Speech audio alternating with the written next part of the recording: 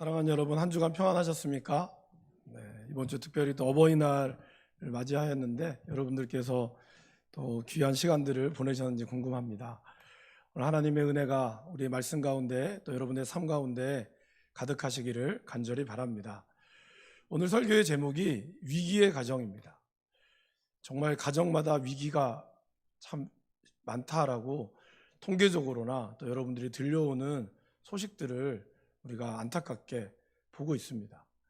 하나님께서 만드신 유일한 제도가 바로 가정이죠. 다른 많은 제도들은 인간의 필요에 따라 또 만들었지만 하나님이 태초에 만드셨을 때 가정이라고 하는 것을 명령하고 그리고 남자와 여자를 통하여 가정을 이루도록 허락하셨습니다. 그래서 이러한 가정이 무너지다 보니까 결국에는 사회의 모든 전반적인 것들이 참 어려움에 처해 있는 것 같습니다. 그러나 저는 오늘 제가 위기의 가정이다라는 이 뜻을 쓴 이유는 이 위기가 우리가 생각하는 그런 위험과 기회라의 뜻보다는 하나님이 주시는 위로와 그리고 앞으로 가정 안에서 삶의 기대가 넘치는 그러한 기대, 그래서 위로와 기대의 가정이 되기를 원해서 오늘 위기의 가정이다라는 말씀의 제목을 붙였습니다. 저와 여러분들께서 정말 하나님께서 여러분들의 가정에 하나님의 위로가 가득하고 또 그러한 위로 가운데 하나님이 주시는 삶의 기대가 넘치는 그러한 위기의 가정이 될 수 있기를 주님의 이름으로 간절히 소원합니다. 성경에서는 살기 좋은 땅을 뭐라고 하죠, 여러분? 젖과 꿀이 흐르는 땅이다 라고 이야기합니다. 그래서 그 땅을 우리가 비유할 때 젖과 꿀이 흐르는 땅이다 라고 이야기를 하죠.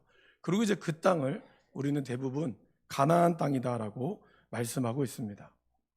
아마 부모님들이라면 그렇게 생각하실 겁니다. 나는 비록 광야와 같은 생활을 하였으나 우리의 자녀들에게는 젖과 꿀이 흐르는 땅을 맛보여 주기를 누구보다 원할 것이라고 저는 생각합니다. 아마 부모님이라면 누구나 그러한 가정들, 또 그러한 삶을 꿈꾼다고 생각합니다. 오늘 민수기 26장은 두 번째 인구조사에 관한 말씀입니다. 1차 인구조사가 1장에서 있었죠. 1차 때 인구조사는 광야 생활과 전쟁을 앞두고 광야에서 일어나는 여러 가지 많은 일을 앞두고 20세 이상의 사람들을 이제 지파별로 레위 지파를 제외한 나머지 지파의 인원을 쭉 세도록 조사를 했습니다. 그리고 이제 40년이 지난 오늘 이 시점에서 그들은 광야의 생활을 끝내고 젖과 꿀이 흐르는 약속의 땅으로 이제 들어가게 되는 그러한 목전에 두고 있는 축제의 시간을 보내고 있습니다. 여러분 생각해 보십시오.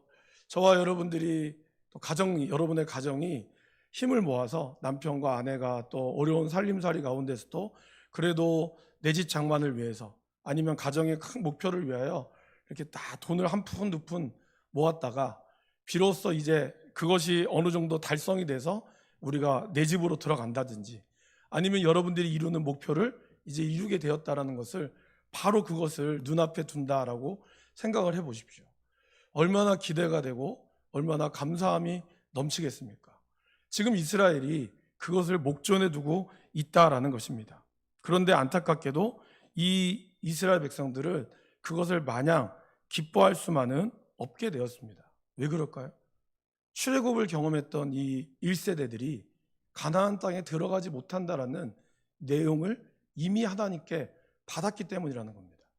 그들은 가나안 출애굽에서 하나님의 놀라운 기적을 경험하고 가나안 땅이라고 하는 하나님의 약속의 땅을 목표로 받았지만 이제 약속의 땅을 바로 앞에 두고 또 다른 인구조사를 통해서 그들은 들어갈 수 없는 그런 하나님의 막으심을 경험했다는 거예요. 그들이 바로 지금 출애굽 1세대의 부모님들이죠.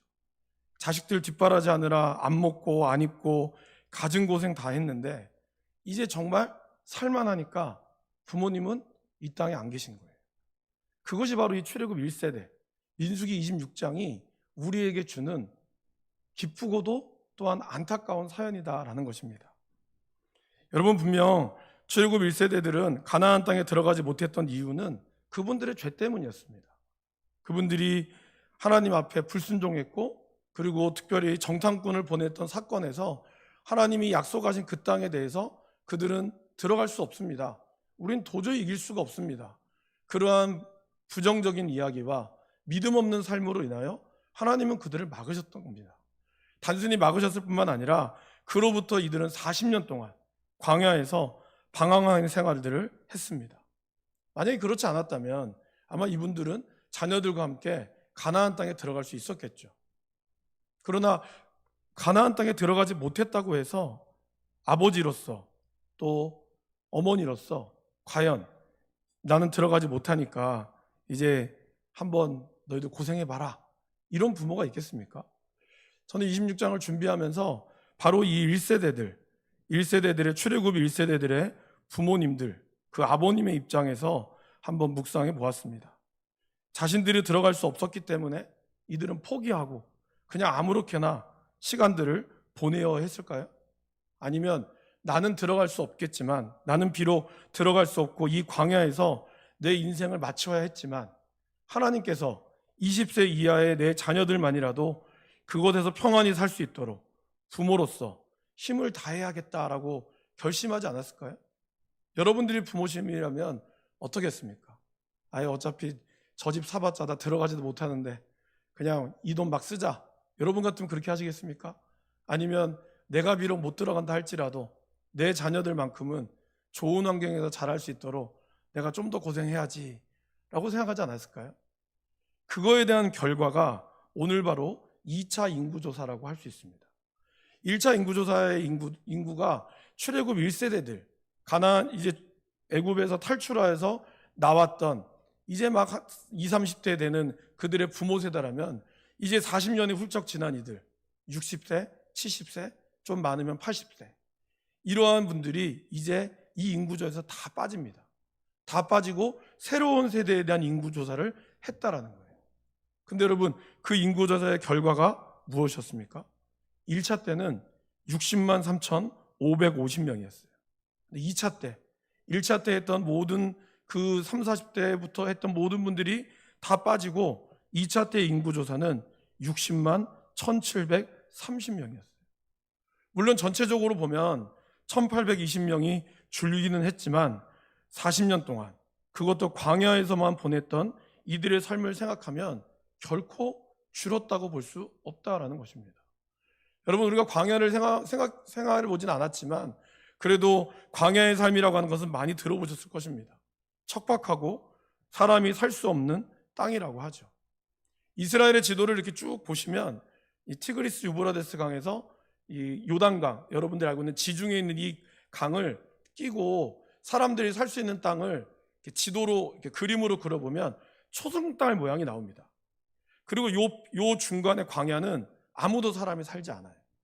그러니까 이렇게 넓은 땅이지만 실제로 사람이 살 수 있는 땅은 강을 중심으로 한 위에와 아래부터밖에 없었다는 거예요. 그리고 그 밑에 시내산부터 그 위의 지역도 마찬가지입니다.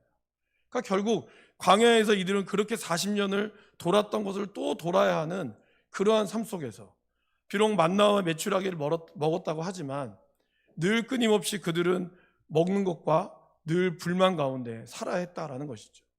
그럼에도 불구하고 40년이 지난 이들의 모습은 여전히 60만 명이었다라는 것입니다. 왜 그렇게 됐을까요, 여러분?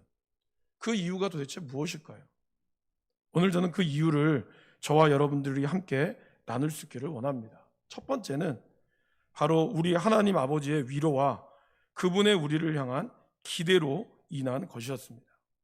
하나님께서는 당시 자녀 한 명도 없는 400년 전에 한 명도 없는 아브라함과 언약을 세우셨습니다. 그래서 아브라함에게 뭐라 그러죠? 그 당시 아이도 없었고 그 어떠한 것도 없었던 그에게 별과 같이 이 땅을 많은 자녀를 주고 이 땅을 너의 소유로 주겠다라고 약속을 하셨습니다. 그 말씀이 바로 창세기 15장 13절 14절입니다. 우리 다 같이 한번 13절 14절 말씀을 화면에 있는 말씀 한번 읽어보실까요? 여호와께서 아브라함에게 이르시되 너는 반드시 알라 내 자손이 이방에서 객이 되어 그들을 섬기겠고 그들은 400년 동안 내 자손을 괴롭히리니 그들이 섬기는 나라를 내가 징벌할지며 그 후에 내 자손이 큰 재물을 이끌고 나오리라. 여기서 하나님이 뭐라 그랬죠? 너는 반드시 알라, 이 말을 썼어요. 반드시라는 단어는 사실 히브리어에 없습니다. 그래서 보통 이걸 강조할 때는 똑같은 단어를 2번을 씁니다.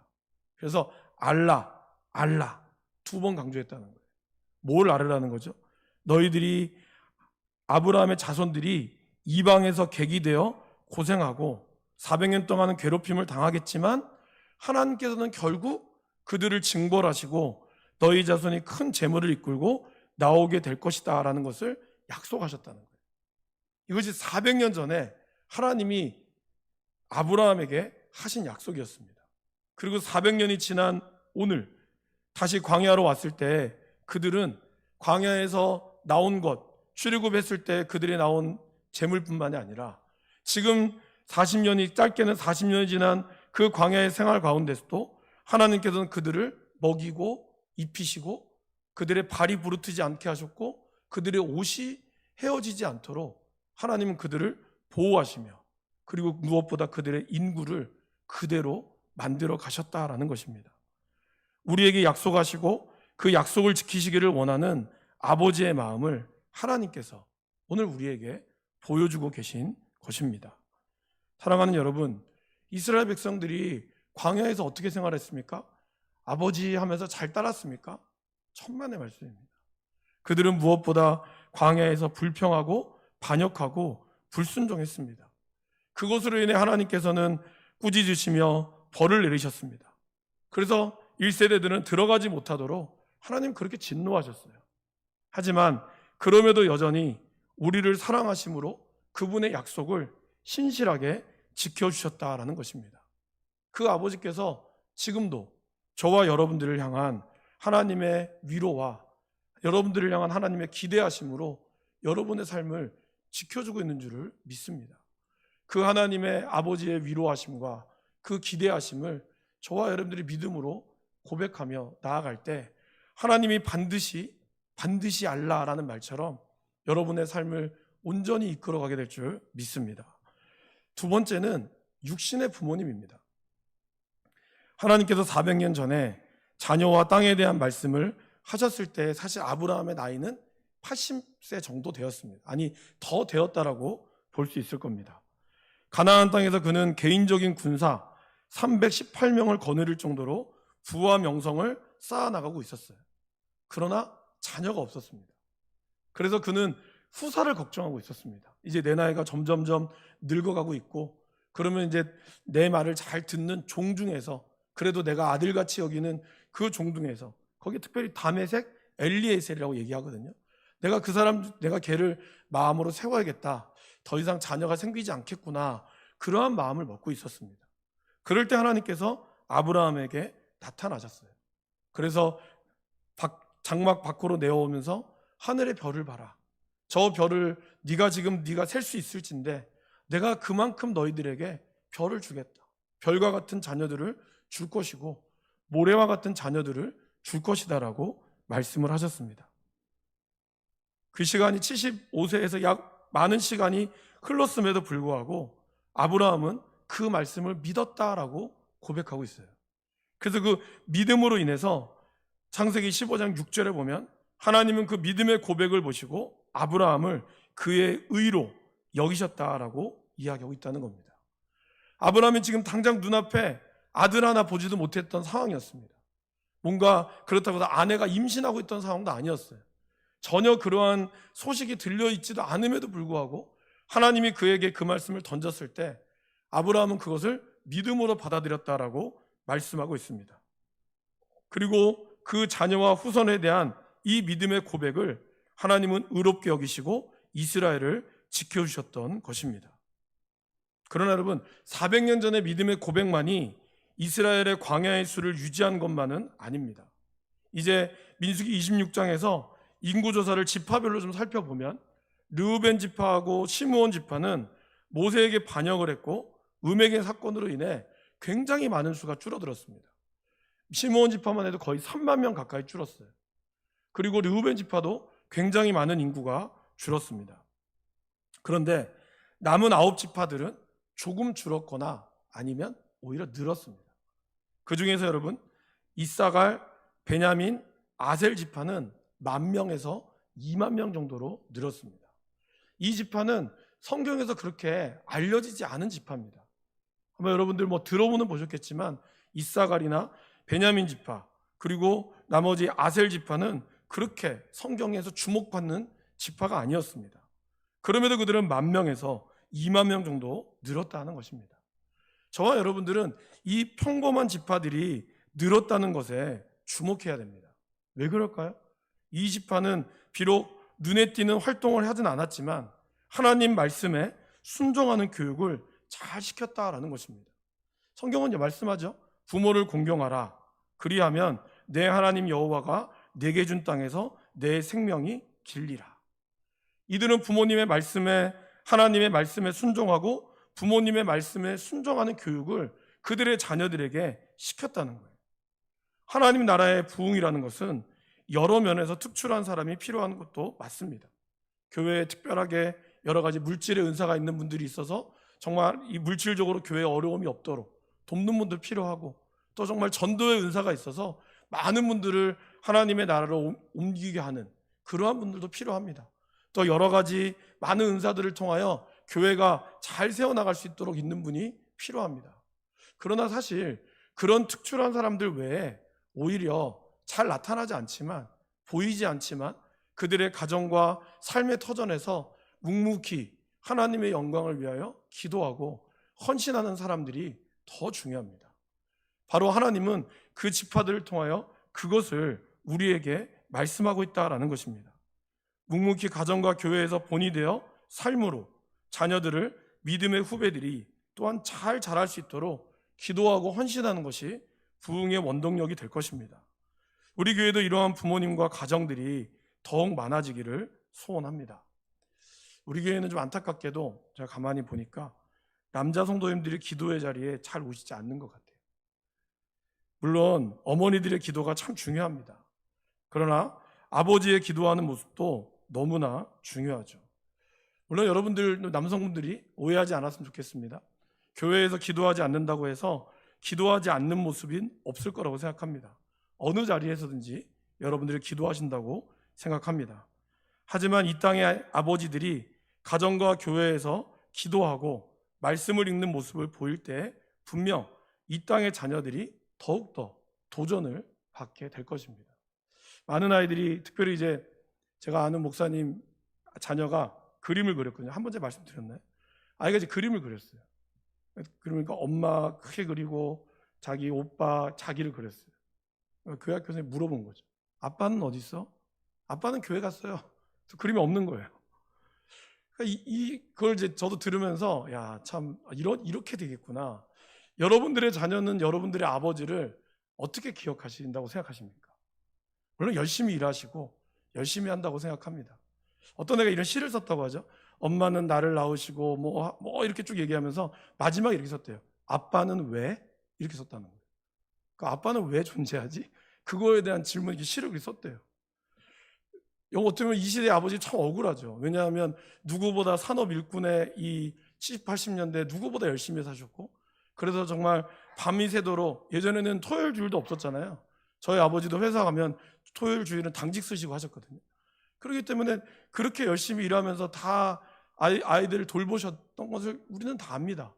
아는데 왜 아이들의 기억에는 그런 걸까요? 왜 우리의 교회의 아버지의 모습들은 어떨까요? 이걸 참 중요하다고 생각합니다.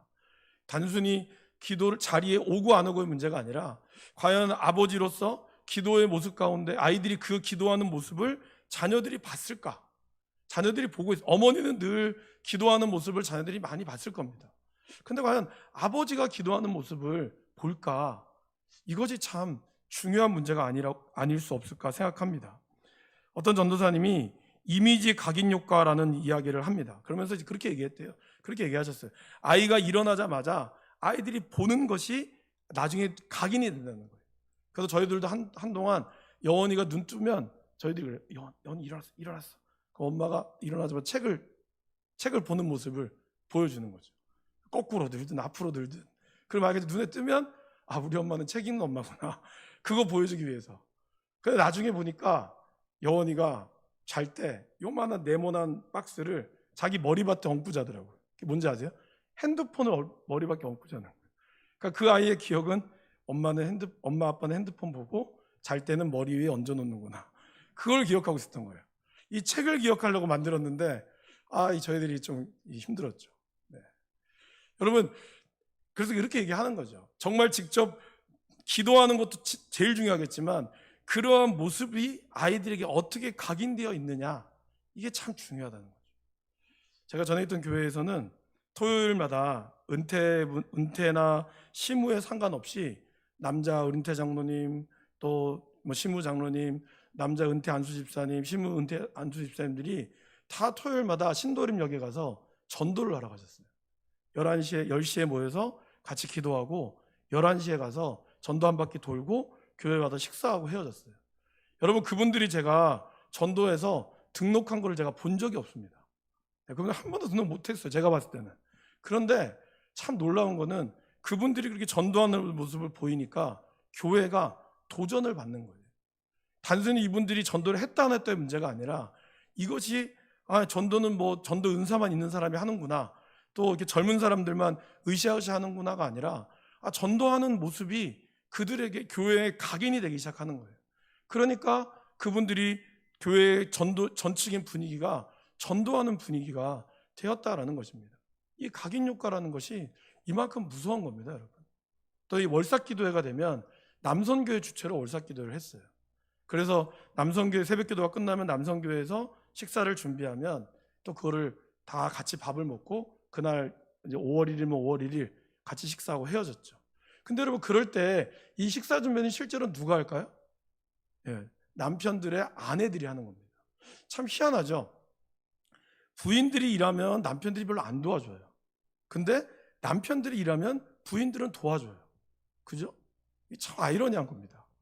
그러니까 남편들이 조금만 제대로 서면 아내들은 당연히 도와주거든요. 그런데 이러한 모습이 자꾸 바뀌어가고 있다는 거예요. 어떤 권사님이 저한테 그런 얘기를 하시더라고요. 이런 얘기를 한번 하셨어요. 어느 교회 보니까 이렇게 하더라. 그래서 제가 우리 남성교 회장님한테 한번 얘기를 했어요. 1년에 한 번만이라도 온세기 때 남성교회 주최로 한번 하시면 어떻겠습니까? 그러면 식사는 아마 당연히 부인들이 도와줄 겁니다. 그리고 토요일이니까 그렇게 하면 어떨까 얘기는 드러났는데 언젠가 하겠죠. 네, 하게 될 줄 믿습니다. 매달은 못하더라도 1년에 한 번 남성들이 새벽기도에 나와서 같이 식사하시고 하면 얼마나 좋을까. 이것이 그냥 무슨 효과가 있어라고 할지 모르지만 그러한 모습이 우리의 자녀들이, 믿음의 후배들이 보게 된다는 거예요. 그 각인의 효과가 무시할 수 없다라는 것입니다. 초대교회는 여러분 어땠습니까? 우리 교회도 그랬다면서요.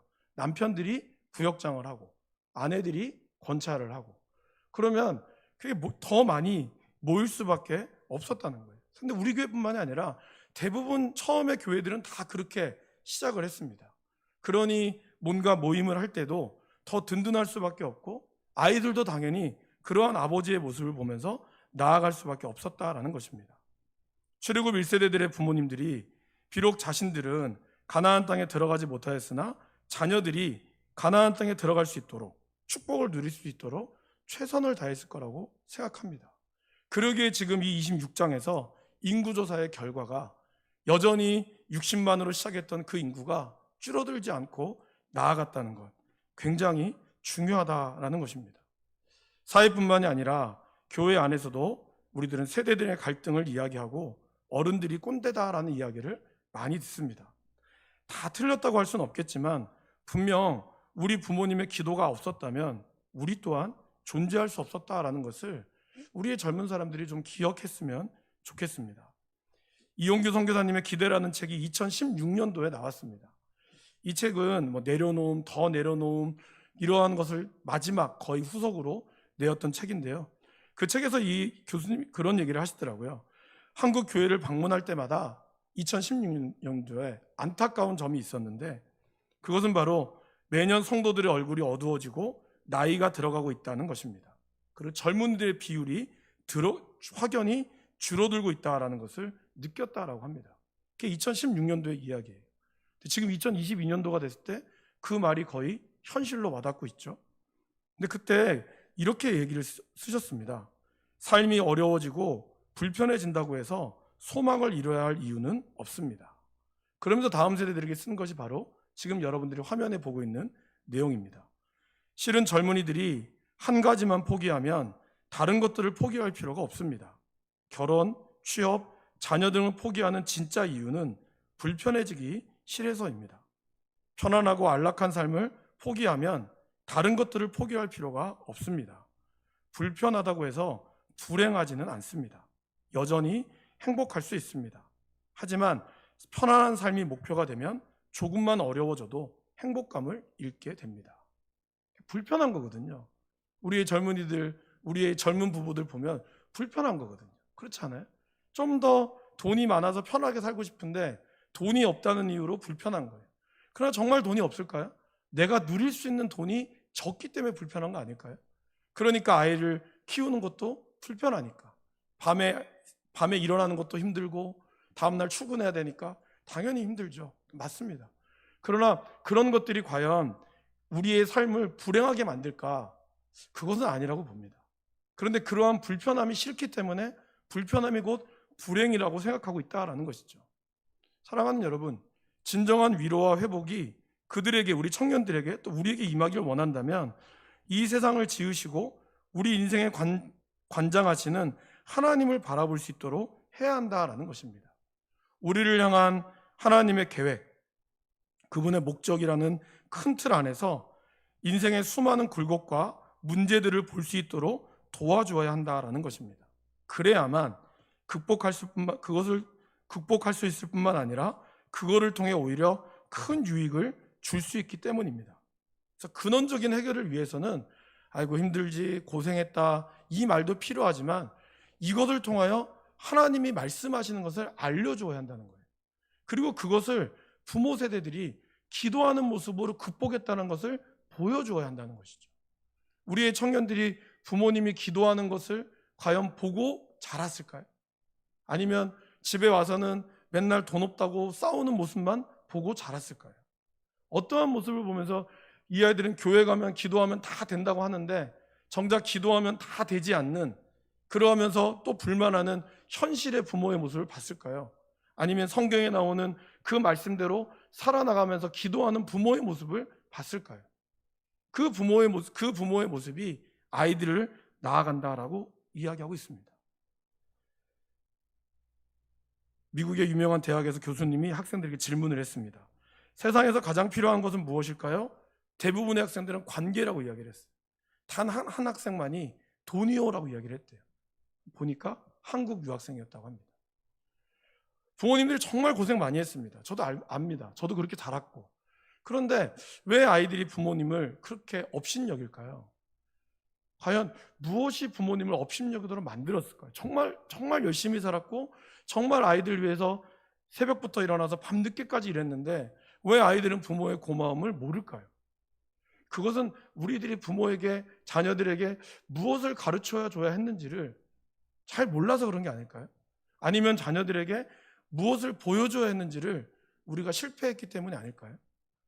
부모들이 정말 기도하는 모습과 그러한 모습을 보여준다면 아이들이 다시, 우리 다음 세대 아이들이 부모님의 기도하는 모습을 본다면, 믿음의 선배들이 기도해주는 모습, 축복해주는 모습을 본다면 이 아이들이 삶의 어려운 문제 가운데서 기도하는 것을 선택하지 않을까요?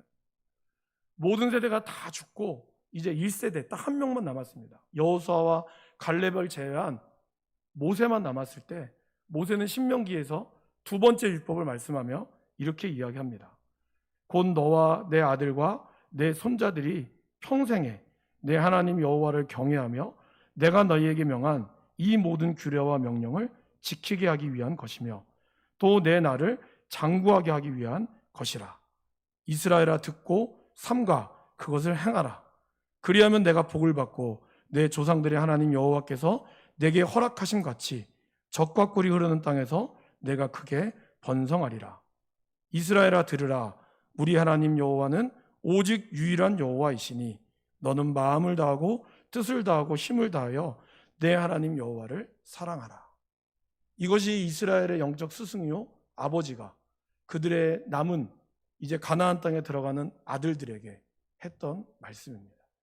오늘 우리 시대의 아버지들이, 우리 시대의 귀한 어른들이 우리 자녀들에게 이 말을 해줄 수 있고 이러한 모습대로 내가 살아가고 있다라고 보여줄 수 있는 그런 모습 되기를 간절히 소원합니다.